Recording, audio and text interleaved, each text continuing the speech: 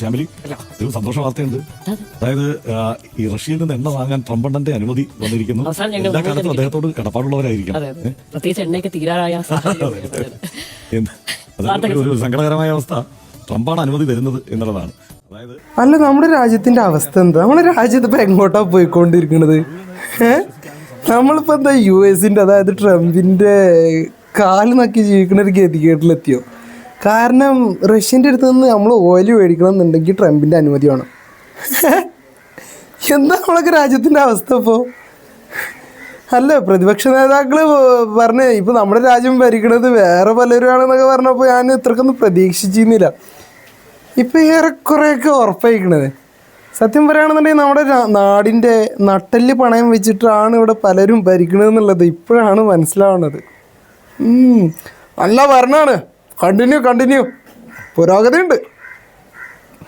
ഇനിയിപ്പോൾ കാല് നക്കാനും കൂടിയേ ബാക്കിയുള്ളൂ. ബാക്കിയൊക്കെ അയക്കണേ.